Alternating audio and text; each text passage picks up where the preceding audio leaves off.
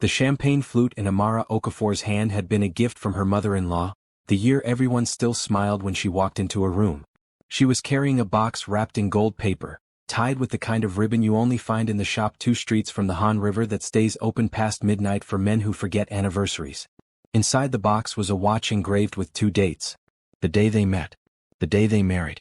She had picked the engraver herself, had stood over his shoulder while he cut the numbers into steel, telling him to make them deeper than usual so they would never fade. She had not forgotten either one of those dates. That was the problem with women like Amara. They remember everything, even the years that stop remembering them back. That morning, before any of it happened, Amara had woken early to wrap the gift herself, humming a song her mother used to sing while cooking, one she hadn't thought of in months. She tried on 3 different dresses before settling on the one that reminded her of Jeju, turning in front of the mirror the way brides do on their actual wedding day, checking her reflection for a version of herself worth celebrating. She had genuinely believed, right up until she stepped through those ballroom doors, that tonight would be the night things between them finally softened back into what they used to be. The ballroom of the Seoul Grand smelled like white lilies and old money, chandeliers throwing soft gold light across round tables set with more silverware than any one meal required. She had dressed carefully that morning, choosing a dress the color of the first sunrise she and Junho had watched together on Jeju Island, back when he used to wake her before dawn just to see her face when the sky changed color. She scanned the crowd for her husband's blue tie, the one she'd bought him in Lagos before they'd ever set foot in Korea together, back when he used to introduce her to strangers with his hand pressed flat against the small of her back, like he was afraid the room might take her from him. She found the tie first. Then she found the hand that used to belong on her back, resting instead on the waist of a woman in ivory silk, a woman whose smile had the particular polish of someone who had practiced it in front of mirrors. "Everyone," Kang Junho said, tapping his glass with a fork, the sound cutting cleanly through low chatter, "I'd like you to meet my fiancé." 200 people turned. Amara counted them without meaning to, the way you count stairs in the dark, the way you count anything when your mind needs somewhere safe to stand. The room did not gasp. It simply went very still, the particular stillness of people deciding whether to be embarrassed for her or for him. A waiter near the back tray froze mid-pour, champagne overflowing silently onto white linen. Junho found her eyes across the crowd, and there was no apology in them. Only the flat, administrative look of a man closing an account he had already written off months ago. "I'm divorcing you," he said, loud enough for the back tables to hear, as though he'd rehearsed the line for an audience larger than one wife. "You were only useful when I had nothing." Someone's fork clattered against a plate. A woman near the bar covered her mouth. Amara felt the gold box grow heavier in her arms, as though the watch inside had understood the insult before she had. 7 years, she said, and her voice came out steadier than she expected, though it cost her everything to keep it that way. 7 years, and that's the sentence you chose. "Don't make a scene," he said, glancing at his new fiancée as if checking her reaction mattered more than anything Amara could say next. "I'm not the one who arranged an audience for this," Amara answered. Somewhere behind her, a photographer's flash went off. She would learn later that the picture made it onto 3 gossip blogs before midnight, her face caught mid-flinch, gift box still cradled against her stomach like something she was trying to protect from a blow that had already landed. She did not cry. Not there.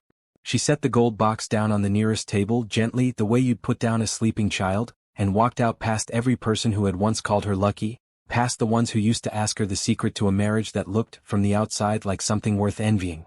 An older woman caught her elbow near the exit, one of the investors' wives who had always complimented Amara's cooking at company dinners. "Are you all right, dear?" she asked, though her eyes were already darting back toward the ballroom, gathering material for a phone call she'd make before Amara reached the parking lot. "I will be," Amara said, and kept walking because stopping meant explaining, and explaining meant reliving it a second time in the same night. Behind her, she heard Junho's voice pick back up, smooth as ever, apologizing to the room for the interruption, promising everyone the real celebration would continue shortly. He had already folded the humiliation into the evening schedule, a minor delay before dessert. "Welcome, by the way, to the channel. If this is your first time here, stay a while because this story only gets heavier from here and I promise you it's worth the wait. Hit subscribe before you go any further. You're going to want to see how this ends." Outside, the night air hit her like something solid, cold enough to make her realize she'd left her coat draped over a chair inside. Valet drivers wouldn't look at her. A group of women near the entrance whispered behind their hands, not bothering to whisper quietly, their laughter sharp enough to reach her even from a distance. She stepped off the curb without checking the road, her mind somewhere else entirely, replaying the sentence that had just ended her marriage in front of strangers. The sound came first, a horn, long and furious, tires screaming against wet asphalt, and then a hand closed around her wrist and yanked her backward so hard her heels left the ground. The car missed her by the width of a coat sleeve, close enough that she felt the heat of the engine against her ankles. Her rescuer's grip stayed locked around her wrist even after the danger passed, as if he didn't trust the street to behave twice in one night. "You're not hurt," he said. It wasn't a question. He was already checking her arms, her collarbone, the graze forming on her palm where she'd caught herself against his chest. "I'm fine," she said, though her voice cracked on the second word, betraying her the way voices sometimes do when the body knows better than the mouth. He looked at her the way a surgeon looks at an X-ray, searching for the fracture the patient insists isn't there. "Dr. Min Tae-hyun," he said, releasing her wrist slowly, like he was returning something borrowed. "There's a clinic 2 blocks from here. Let me at least look at that hand." She wanted to say no. Every instinct built over 7 years of marriage told her to disappear quietly, to not become one more inconvenience in someone else's evening, to shrink herself down to a size that wouldn't ask anything of anyone. Instead, she nodded, because her legs had made the decision before her pride could argue. They walked in silence for most of the 2 blocks, her heels uneven against the wet pavement, his hand hovering near her elbow without quite touching it, ready to catch her if the night decided to test her balance one more time. "You don't have to talk," he said eventually, as though he'd read the tension in her shoulders. "I'm not going to ask what happened back there. Everyone else will," she said. "It's already on someone's phone. I'm not everyone else." Neither of them knew, standing on that corner with the gold-wrapped watch box abandoned inside a ballroom neither would ever set foot in again, that this near miss was the first domino in a chain that had been waiting 7 years to fall. Back inside the ballroom, Junho accepted congratulations from men who had once toasted his marriage to Amara with the same enthusiasm, their loyalty apparently as easy to transfer as a company title. Seojin slipped her arm through his, already discussing table arrangements for their own wedding as though the previous 10 minutes had simply been a formality clearing space for the real event. "That went smoother than I expected," she murmured close to his ear. "She always did know how to leave quietly," he said, reaching for another glass of champagne, already rehearsing the version of tonight he would tell his father, one where Amara's silence read as guilt rather than grace. He did not think of her again until the following week, when a lawyer mentioned, almost as an afterthought, that her signature would be needed on a final document. He signed his own copy without reading it twice. It would be the last thing about their marriage he handled carelessly and got away with. His father called that same week, a rare occurrence given how little the 2 men spoke outside of holidays. "I heard how you ended things," his father said, his tone unreadable over the phone. "Your mother liked that girl. She wasn't good for the business anymore," Junho said, the excuse arriving smoother than it had any right to. It was time to move forward. "Marriages aren't quarterly reports," his father said, and hung up before Junho could answer, leaving him alone with a silence he chose to interpret as old-fashioned sentimentality rather than warning. He would remember that phone call much later, in a courtroom hallway, wishing he had listened to the one person in his life who had never needed a headline to see him clearly. If you've ever had someone erase you in front of a room full of people who used to love you, put a number 1 in the comments. I want to know how many of you are watching this with your own version of that ballroom in your memory. Because Amara's story was only beginning, and what came next would break her all the way down before it built her back into someone Junho would spend the rest of his life regretting. The divorce moved fast, faster than 7 years of marriage should have allowed. Papers appeared on a lawyer's desk with signatures Amara didn't remember giving, clauses that surrendered apartments she'd helped decorate, shares in a company she'd helped build from a 2-desk office into a firm with its name on a building downtown. She remembered reading contracts by lamplight while Junho slept, catching errors that would have cost them thousands, trusting that the same care would be returned to her when it mattered. She should have read more carefully. She had trusted him more carefully than she read anything, and that had always been her mistake. Her lawyer, a tired man with reading glasses perpetually pushed up onto his forehead, flipped through the paperwork twice before speaking. "Some of these signatures," he said slowly, "look inconsistent with the others in the file. I'd want a specialist to look closer." "There's no money for a specialist," Amara said. "There's barely money for you. There's one more thing," he added, sliding a printed email across the desk, one his assistant had pulled from a discovery request Junho's team had been careless enough to include. It was dated 8 months before the ballroom, addressed to a lawyer Amara had never heard of, discussing the timeline for restructuring shared assets before any divorce proceedings became public. She read it twice, the ground shifting slightly beneath the version of her marriage she'd been mourning. He hadn't simply fallen out of love somewhere along the way. He had scheduled the ending months in advance, the same way he scheduled quarterly earnings calls. He was planning this before Seo-jin, she said quietly. It appears that way, her lawyer said. For whatever it's worth, I'm sorry. It wasn't worth much, not against a printed email that rewrote 7 years into a countdown she hadn't known she was living inside. But she folded the page carefully and kept it anyway, evidence not for any courtroom, but for the nights she might need reminding that none of it had been her failure to prevent. He didn't argue further. Cases like hers rarely got the second look they deserved, not when the other side had better lawyers and deeper pockets and a fiancé whose family could buy silence by the room. She called her mother that night, sitting on the edge of a bathtub because it was the only room in her old apartment with a door that still locked properly. She didn't mention the ballroom. She said only that the marriage was ending, that she would explain everything once she understood it herself. Come home, her mother said, the connection crackling faintly over the distance between Seoul and Enugu. You don't have to prove anything to that country. I can't come home like this, Amara said. Not yet. Her mother didn't push. She had raised a daughter who needed to lose things her own way before she could let anyone help her carry them. Within a month, Junho married Han Seo-jin, daughter of one of the wealthiest shipping families in Busan. The wedding photographs filled every feed Amara used to check for compliments, back when she still had reason to check. Seo-jin wore a dress the color of unbroken promises, and Junho stood beside her with the exact smile he used to reserve for investors, the one that made people believe whatever came out of his mouth next. She tried in those first weeks to find work befitting the woman she used to be, a consulting role, a position at a firm that had once courted her for her eye for detail. Every interview followed the same shape. A recruiter's polite smile would falter the moment they recognized her name from the blogs, the tabloid photo apparently more memorable than any resume she carried in. We'll be in touch, one woman told her, not quite meeting her eyes, the words arriving with the practiced ease of a door closing softly enough that no one could call it a slam. She took a job folding towels at a spa instead, 3 subway stops from her apartment, grateful for work that asked nothing of her except her hands. No one there recognized her from a ballroom she would have given anything to forget. A coworker named Hannah, barely 20 and endlessly curious, took to sitting beside her during breaks, sharing tangerines peeled in one long unbroken spiral, a small trick she seemed proud of.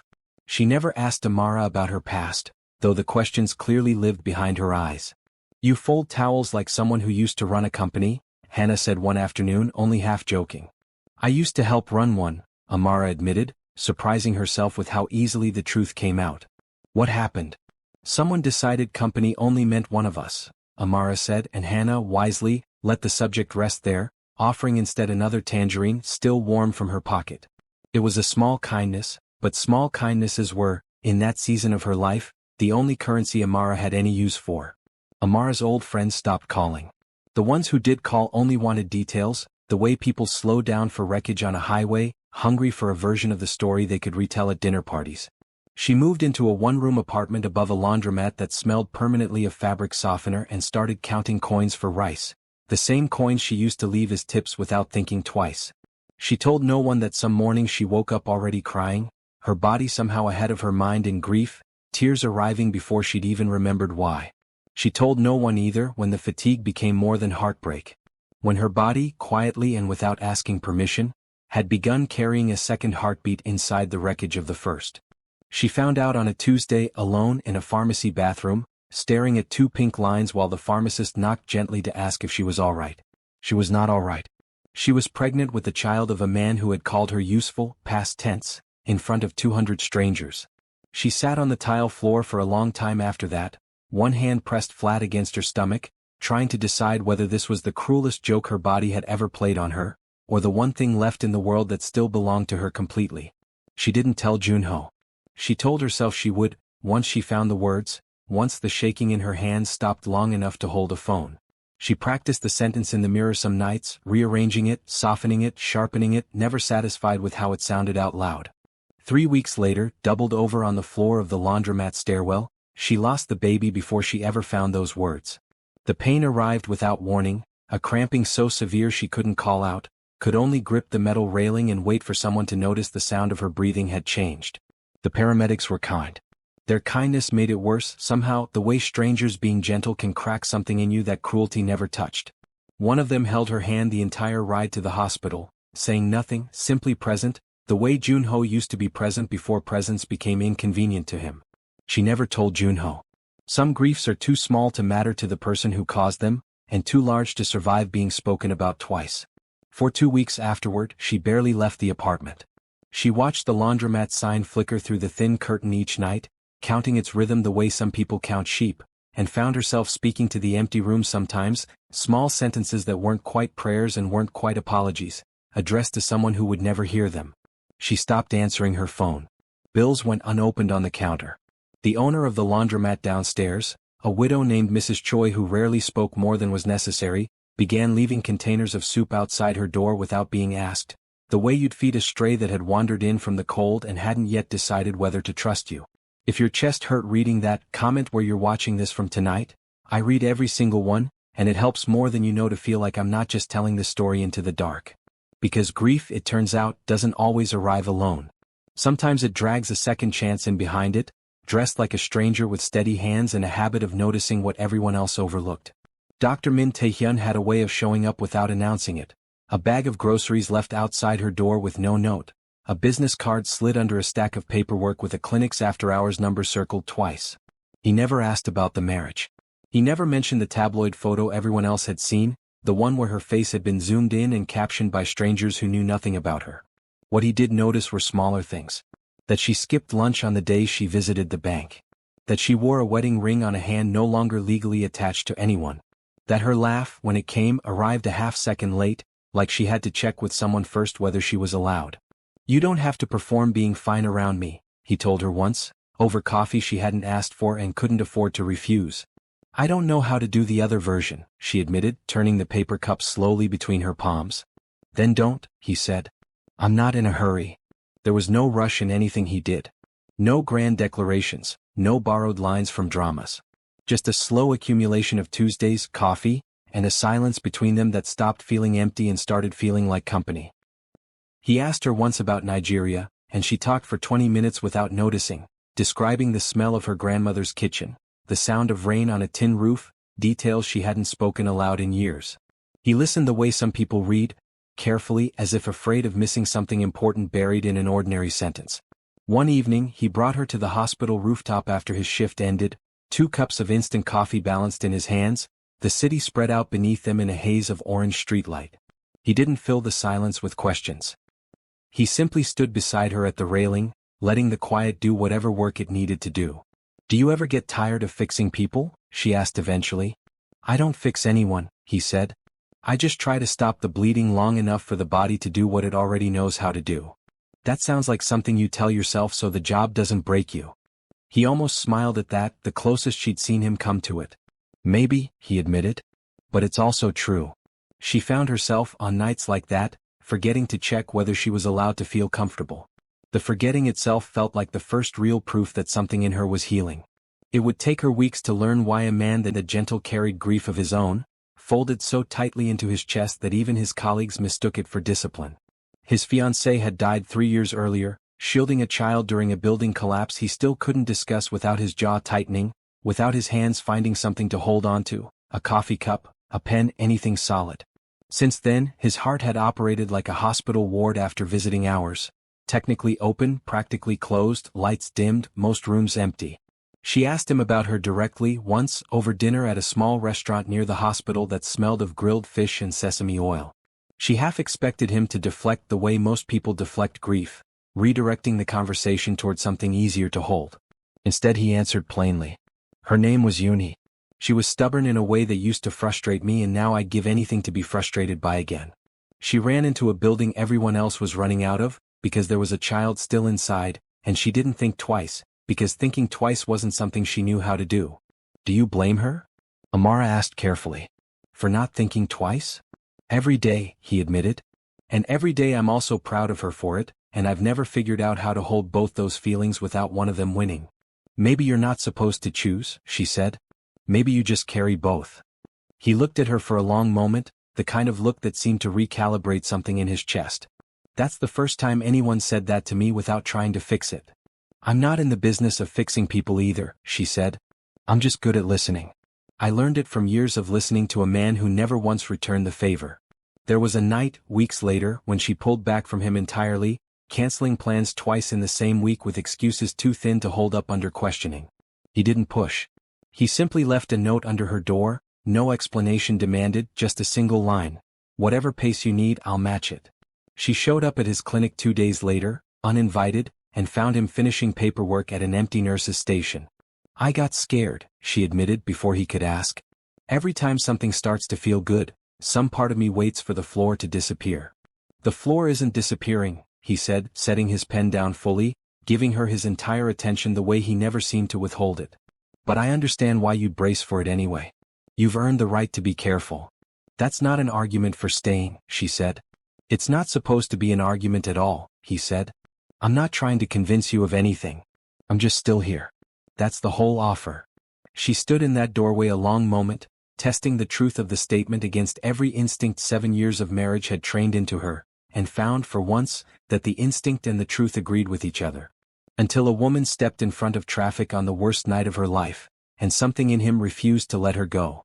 A fellow surgeon, an older colleague named Dr. Beck who had watched Taehyun grieve quietly for 3 years without once mentioning it aloud, noticed the change before Taehyun did himself. You've been humming, Beck said one afternoon, passing him in the hallway. In the break room. I haven't heard you hum since before Yoon-hee. I didn't realize I was doing it, Taehyun admitted. Good, Beck said. Don't stop on my account. Some of us were starting to worry you'd forgotten how. Taehyun didn't answer, but that evening, walking to meet Amara for coffee, he caught himself humming again, and let it continue instead of swallowing it back down the way he might have done a year earlier. Meanwhile, across the city, Junho's perfect new marriage had begun quietly rotting from the inside. Seojin's family fortune, it turned out, was mostly architecture. Impressive from the street, hollow once you stepped inside. Her father had approved the marriage, banking on Junho's business instincts to rescue a shipping empire already drowning in debt no one outside the family knew existed. Instead, without Amara's quiet strategy sessions, without the woman who used to read every contract twice and catch every mistake before it became a headline, Junho's company began making the kind of errors that used to be someone else's job to prevent. A shipment delayed here. A contract signed without the right clause there. Small mistakes, at first, the kind that could be absorbed by a healthy company and ignored. His new assistant, hired for her charm at dinner parties rather than her eye for detail, missed a filing deadline that Amara would have flagged 3 weeks in advance out of pure habit. A shipping partner in Busan, once patient with delays because of the personal relationship Amara had carefully cultivated over years of thoughtful emails and remembered birthdays, pulled out of a contract entirely, citing a level of unreliability the company had never shown while she was quietly managing it from behind the scenes. Junho blamed the market. He blamed his staff. He blamed, in the privacy of his own head, everyone except the one variable that had actually changed. He didn't notice the cracks until an investor called asking for the woman who used to run the numbers. He laughed it off at first, told the man Amara had never been more than a housewife with opinions. The investor, a soft-spoken man named Park who had backed the company since its 2-desk beginnings, wasn't so easily reassured. He'd sat across from Amara at enough late meetings to know whose questions had kept the company honest. I've reviewed the quarterly projections twice, Park said carefully, over a lunch Junho had assumed would be routine. Some of the assumptions don't hold up the way they used to. Growth isn't linear, Junho said, waving a hand as though swatting away something small. You know that. I know what I used to trust, Park said. I'm less certain now what I'm looking at. Junho changed the subject before dessert arrived, confident enough in his own charm to believe the conversation had ended in his favor. He would remember that lunch later, replaying it with the particular clarity that only arrives once it's too late to matter. He would stop laughing soon. That's it for this part. But before you go, if you haven't already, hit that subscribe button, because the next twist involves a photograph that's about to connect Amara and Taehyun in a way neither of them could have imagined, and I don't want you to miss it. The photograph turned up by accident, tucked into an old folder of documents Amara had asked Taehyun to help her organize, records she needed to prove her identity to a bank that had frozen what little remained of her old accounts. He'd offered to help sort through the papers on a slow Sunday, the two of them sitting cross-legged on her small apartment floor, folders spread between them like a puzzle neither had solved yet. He went still holding it. His thumb pressed against the corner of the image the way you press a bruise to check if it still hurts, testing something he already suspected would hurt regardless. The photograph showed a group of volunteers outside a clinic in rural Nigeria, faces sunburned and smiling, and standing near the front, arm looped around a laughing teenage girl, was a woman Amara recognized instantly, someone she hadn't thought about in years but whose face she would know anywhere. "That's my sister," Taehyun said quietly, his voice thinner than she'd ever heard it. "She volunteered there the year before she died."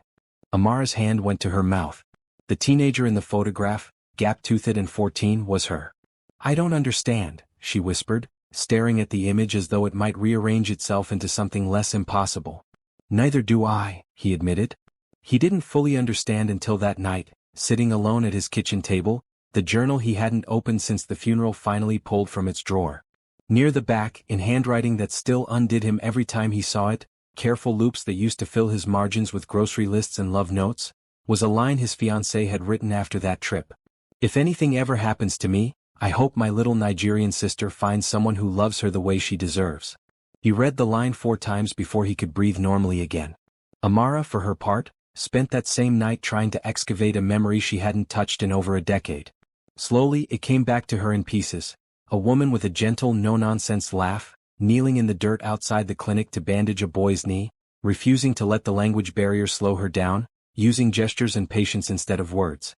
That same woman had noticed a 14-year-old Amara hanging back from the other volunteers, too shy to ask for a turn holding the medical supplies, and had simply handed her a roll without making a show of it. "You have good hands," the woman had told her in halting, careful English. "Steady. You should trust them more."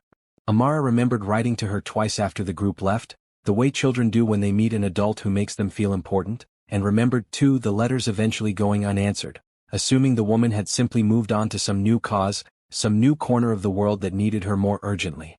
She had never known a name. She had never known there was a fiancé somewhere in Korea, grieving a version of the same woman who'd once told a nervous teenager to trust her own hands. Neither of them said much when he showed her the page the next day. Some revelations don't need commentary. They just need room to breathe, and the two of them sat together in that room for a long time, saying nothing, holding a coincidence that felt too precise to be one. It was Taehyun who suggested the trip a few weeks later, almost shyly as though he expected her to say no. "I want to see it," he said. "The clinic. Wherever she stood in that photograph. I've spent 3 years imagining that place and I've never once let myself actually go." "You want me to take you home," Amara said, understanding before he finished explaining it. "I want us to go together," he corrected. "If that's not asking too much." It wasn't. If anything, it was the first thing anyone had asked of her in over a year that felt like a gift disguised as a favor. They flew into Lagos and then took a smaller plane inland, the kind that rattled pleasantly over red earth and endless green, Taehyun's hand finding hers somewhere over the clouds without either of them commenting on it. Her mother met them at the airport in Enugu, hugging Amara so hard she nearly knocked the breath out of her, then turning to study Taehyun with the particular scrutiny reserved for men being measured against a daughter's worth. "So you're the doctor," her mother said in English she'd clearly been practicing. "I'm the doctor," he confirmed, offering a small bow that seemed to delight her more than any handshake could have. "Good," her mother said. "She deserves someone who checks twice." The clinic itself had changed considerably in the years since Amara's last visit as a teenager. A new wing added, solar panels glinting on the roof, but the courtyard where the old photograph had been taken remained almost exactly the same mango tree throwing shade over the same patch of dirt where children still gathered barefoot most afternoons. Taehyun stood beneath that tree for a long time, saying nothing, running his thumb along the same low wall he had once leaned against for the photograph, as though he could still feel some residue of her presence pressed into the concrete. "She would have loved that you came back," Amara said quietly, standing beside him. "I keep waiting to feel like I'm intruding on her memory," he admitted. "Bringing you here. Building something new in a place that used to only mean grief." "Maybe that's not intrusion," Amara said. "Maybe that's just what she asked for in her own handwriting, in a journal she left behind on purpose." An older nurse at the clinic, one of the few staff members who remembered the volunteer group from years earlier, recognized Yoon Hee immediately from the photograph Taehyun carried in his wallet, worn soft at the corners from years of handling. "She used to sing while she worked," the nurse said, laughing at the memory. "Terribly, I should say. But she never once seemed to notice or care." Taehyun laughed too, a real laugh, the kind that arrived without him bracing against it first, and Amara understood, watching him, that grief could apparently be visited rather than simply carried, and that visiting it in the right company sometimes left a person lighter rather than more broken. They stayed in Enugu for 10 days, longer than either of them had originally planned. Amara showed him the kitchen where her mother taught her to cook, the church where she'd been christened, the dusty road she used to walk to school along, narrating her own childhood out loud for the first time in years to someone who listened like every detail mattered. On their last evening, sitting on her mother's veranda while the sky turned the same shade of orange she remembered from her own childhood evenings, Taehyun took her hand again, this time deliberately, no clouds to hide behind. "I used to think love only happened once if you were lucky," he said. "I don't believe that anymore." "What changed your mind?" she asked, though she already suspected the answer. "Watching you sing along to your mother's radio this morning, badly the exact way the nurse described Yoonhee singing," he said. "It didn't feel like a replacement. It felt like a continuation of something she started and never got to finish watching unfold." Amara didn't answer with words. She simply leaned her head against his shoulder, watching the same sky that had once watched over a 14-year-old girl who'd been told to trust her own hands, finally understanding, all these years later, exactly what that stranger had been preparing her for. Across town, Seojin was discovering her own version of the truth. A late-night conversation overheard through a cracked office door told her everything Junho had never planned to say out loud, that the marriage had been a transaction, that her father's company was the only reason he'd proposed, that love had never once entered the negotiation. She stood in the hallway with her hand pressed flat against the wall, listening to her husband describe her, to an associate over the phone, as an asset that had appreciated less than expected. Something in her, some pride she didn't know she still had, refused to let that stand. She thought back to their wedding night, to the way he'd toasted her father instead of her, to the way his eyes had scanned the room for cameras before they'd ever settled on her face. She had noticed then and forgiven it as nerves. She understood now it had never been nerves at all. She began looking through his office when he traveled, quietly, methodically, the way a woman looks for something she's afraid to find but can no longer avoid searching for. She found the forged documents in a locked drawer she wasn't supposed to have the key to, a key she'd taken from his jacket pocket months earlier out of simple curiosity and never returned. Signatures traced. Dates altered. Proof, in black ink, that Junho had engineered Amara's financial ruin months before the divorce papers were ever filed. She photographed every page, her hands steady in a way that surprised her. "Comment below if you saw this coming, and while you're there, tell me where in the world you're watching from tonight, because this story is about to travel further than any of us expected. And so is the truth Junho spent years burying." Seojin didn't hesitate long. Betrayal has a way of making allies out of people who never planned to meet. She drove to Amara's apartment above the laundromat, evidence folder in hand, and knocked with the particular steadiness of a woman who has already decided there's no turning back. Amara opened the door expecting a delivery, and instead found the woman who had replaced her standing on the landing, rain still clinging to her shoulders. "I'm not doing this for you," Seojin said before Amara could speak. "I'm doing this because I refuse to be the second woman he destroys and calls collateral." "Why should I trust anything you hand me?" Amara asked, though she was already reaching for the folder. "You don't have to trust me," Seojin said. "Trust the documents. I only delivered them." Amara sat at her small kitchen table long after Seojin left, going through page after page, her own signature staring back at her in a version of her handwriting slightly too rounded, slightly too eager, nothing like the tired scrawl she remembered actually signing. The documents moved through the right hands quickly after that. A lawyer who owed Taehyun a favor from years earlier, a journalist who'd been circling Junho's company for months without a source willing to talk on record. Within weeks, the story broke wide open. Forged signatures, falsified shareholder consent, a company built partly on numbers that existed only on paper, propped up by promises no one had bothered to verify. Before the forged documents surfaced, before the headlines and the auction mansion, Junho had tried one quiet, humiliating workaround. He'd had an assistant call Amara's old number, the one he assumed she still used, requesting a meeting to consult on a few technical matters the company was navigating. He never mentioned Amara's name to the assistant making the call, only described her as a former associate whose insight into the shipping contracts might prove useful. Amara recognized the number the moment it appeared on her screen and let it ring out 3 times before answering, if only to make sure her hand wasn't shaking. "I have nothing to offer your company," she said, once she understood what the call actually was. "And even if I did, I wouldn't hand it to the man who called me useful in front of 200 people. This isn't personal," the assistant said, clearly relaying a script. "It's a business opportunity." "Everything about that marriage was personal," Amara said. Tell him the answer is no. She hung up before the assistant could respond, hands trembling slightly, though this time from something closer to pride than grief. Junho's empire didn't collapse all at once. It came apart the way ice does in spring, cracks spreading quietly until the whole surface gives way at once. Investors withdrew first, quiet phone calls followed by quieter silence. The final board meeting before the story broke was, by every account, unremarkable, which was precisely what made it unbearable in hindsight. Junho stood at the head of a long table presenting projections everyone in the room now understood to be fiction, watching board members nod along out of habit rather than conviction. Only one man, near the far end of the table, kept his arms folded the entire presentation, saying nothing, already having seen the documents that would end it all within the week.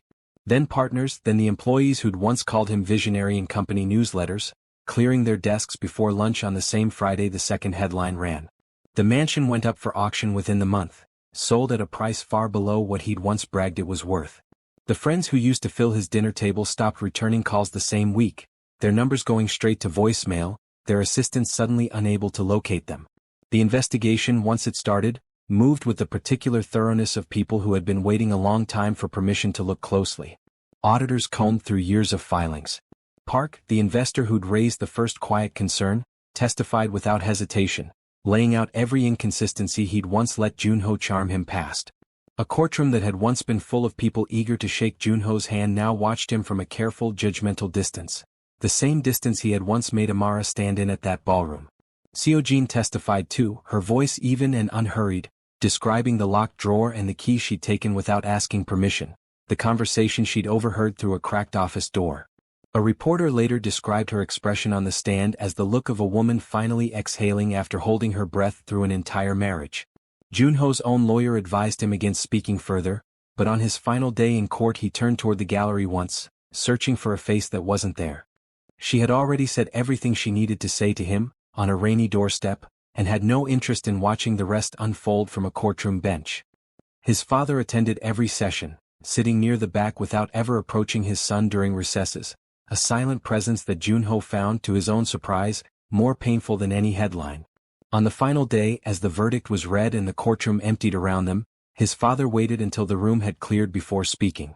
"I'm not here because I forgive what you did," he said. "I'm here because you're still my son, and someone should witness the end of this without turning it into more spectacle than it already was." "I don't know how to fix any of it," Junho admitted, the first honest sentence he'd spoken aloud in months. "Then stop trying to fix it," his father said. "Start trying to become someone different instead. Fixing implies you can go back to who you were. I'd rather you didn't." It was the closest thing to guidance Junho had received in years, and the first time in longer than that he actually listened. He came to Amara's door on a rainy Tuesday, coat soaked through, looking like a man who'd finally run out of rooms to hide in. "I made the biggest mistake of my life," he said, on his knees on the wet concrete of her doorstep, water pooling around his shoes. "Please, give me another chance."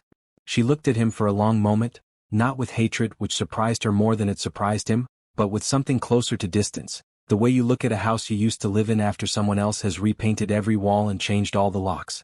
"You didn't come here because you love me," she said quietly. "You came here because everyone else already left." He didn't answer because they both knew it was true. She slid her old wedding ring off her finger and pressed it into his open palm, closing his fingers around it herself, the way you'd close a door someone else was too stunned to shut. "I stopped waiting for you the day I learned God wasn't punishing me," she said. "He was preparing me." She closed the door gently. No slam, no theater. Just the quiet click of a life sealing itself shut behind her. If that line hit you the way it hit me writing it, drop a like right now. It genuinely helps the story reach more people who need to hear it, and we're almost at the part where everything Amara lost gets returned to her in a form she never expected. Months passed the way healing usually does, slower than you want, faster than you notice looking back. Amara and Taehyun founded a small charity together, one that paired Korean and Nigerian children who'd lost parents with mentors who understood exactly what that particular silence felt like. It grew faster than either of them expected, the way good things sometimes do when they're built on something true instead of something impressive on paper. She found herself laughing again, fully this time, without the half-second delay, without checking first whether it was allowed. She found herself, some mornings, waking up simply grateful, no tears arriving ahead of the thought. The charity's first real success was a small boy named Jiho, who had stopped speaking after losing both parents and had not said a full sentence to any adult in 8 months. Amara sat with him every Saturday for a season, saying nothing herself, simply present the way Taehyun had once been present for her. The afternoon Jiho finally spoke, asking her in a whisper whether the swings were free. She cried in the clinic parking lot afterward, and for once the tears felt like relief instead of wreckage. There was a stretch during that season when she seriously considered going home for good, drafting a message to her mother about flights and shipping costs before deleting it each time without sending it. Something always stopped her, not pride and not quite hope either, but a stubborn refusal to let Junho be the reason she left a city she'd once chosen for herself, before he'd ever entered the picture. "You don't owe this place your presence," Taehyun told her once, when she mentioned it aloud for the first time. "But you don't owe it your absence either. Stay because you want to, not because leaving would prove something to a man who stopped thinking about you entirely." "That's oddly good advice for a cardiothoracic surgeon," she said. "I spend a lot of time convincing hearts not to give up before they've finished healing," he said. Turns out the metaphor holds up outside the operating room too. Mrs. Choi came to visit the charity once, curious about the woman she'd fed soup to during the worst months of her life, and left commenting quietly to Amara that she looked, for the first time since they'd met, like a woman standing inside her own life instead of just visiting it. He proposed at one of the charity's events, no cameras, no crowd rehearsed to gasp on cue. Just candlelight, a garden full of children who'd started calling them both by name, and a small velvet box that held not a ring, but a restored journal, its cover repaired, its final page carefully preserved behind glass. Earlier that same evening, before any of the guests arrived, he'd spent nearly an hour on the phone with the bookbinder who'd restored the journal, insisting on a particular thread color for the new stitching, something close to the exact shade Yoon he used to favor. The bookbinder, patient with his precision, finally asked why it mattered so much. "Because I wanted to feel like she helped make this happen," Taehyun said. "Because in a way she did." He didn't tell Amara this detail until years later, one quiet evening while she was running her thumb along the journal's spine, and when he finally did, she held the book a little tighter against her chest, as though thanking someone who could no longer hear it directly, but might feel it anyway. "I wanted you to have this before anything else," he said, his voice unsteady in a way she'd never heard from him. "Because none of this happened by accident. Because she's part of why we found each other, and I never want you to forget that. Kind people always find each other," his late fiancée had written, "even if destiny takes the long road." Amara said yes before he finished asking, her hands over his, both of them holding the journal together like something too precious to trust to one set of hands alone.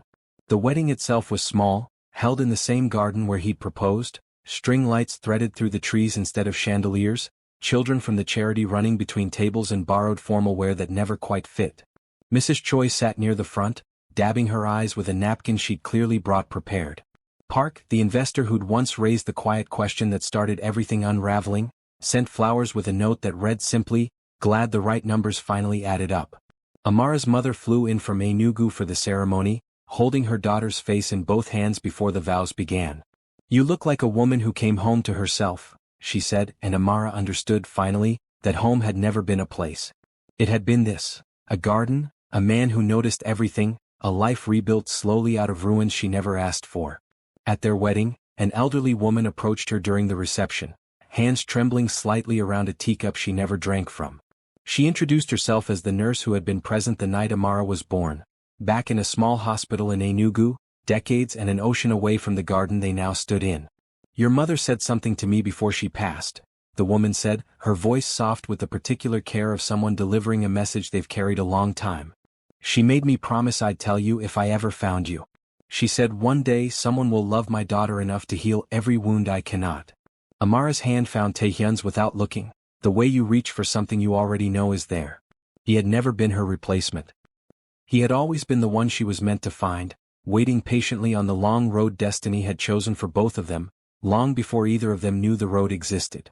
Seojin, in the years that followed, built a foundation of her own, one that helped women rebuild their finances and their confidence after emotional abuse, turning the worst chapter of her life into someone else's exit door. At the foundation's launch event, she stood at a small podium in front of a modest crowd, none of the extravagance her own wedding had once demanded. "I used to think dignity meant staying quiet," she told the room. "I've learned it means the opposite. It means being the one who finally speaks." She spoke at events like that one about the drawer she'd found the key to, about the moment she decided a marriage built on a lie wasn't worth protecting simply because it was hers. Amara attended that first launch, standing near the back, and afterward the two women shared a quiet coffee, an odd kind of peace settling between them that neither could have predicted the rainy night Seojin first knocked on a laundromat door. "We were never really rivals," Seojin said, turning her cup slowly. "We were just both married to a man who needed two of us to look successful." "I don't think about him much anymore," Amara said, and found, saying it, that it was finally true. Junho spent his sentence in quiet community service, cleaning up the kind of small messes that used to be beneath him, slowly learning the humility his empire had never required of him.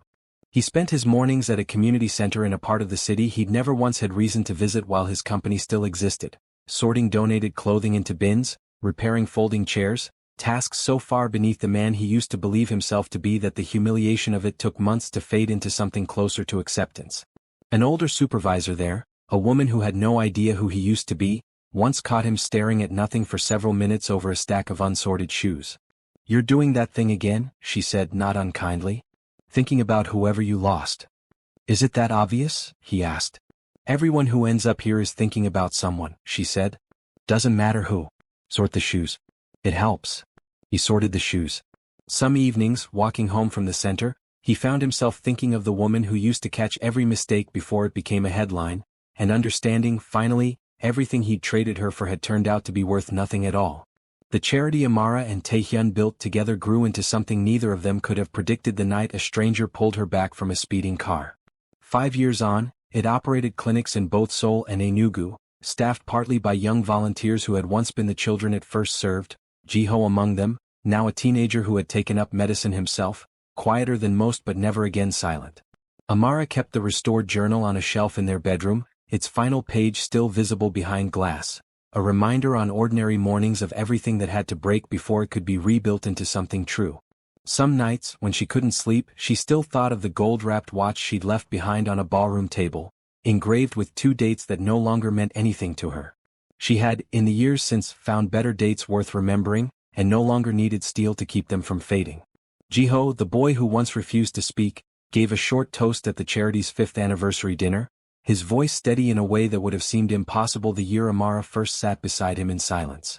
"She taught me that you don't have to explain your pain to deserve someone sitting with you through it," he said, raising his glass toward Amara across the room. "I think that's the whole reason any of us are still here." Hannah, the co-worker who once shared tangerines during spa breaks, still called Amara every few months, delighted every time to hear the charity's latest milestone, still occasionally teasing her about the towel-folding days as though they'd been an entirely different lifetime, which in every way that mattered they had been. Amara's mother visited twice a year now, no longer needing to be convinced her daughter had built something worth flying across an ocean to see. Proof, in the end, that kindness given without expectation has a way of returning exactly when you need it most, sometimes in the shape of the person you least expect. That's the story. If it moved you even a little, tell me in the comments which part hit hardest, and make sure you're subscribed so you don't miss what's coming next. A few of you have asked whether there's more to Amara and Taehyun's story than what fits in one video. There might be a longer version of this one finding its way out into the world soon, for anyone who wants to sit with these characters a little longer. Keep an eye out. And as always, thank you for staying until the very end.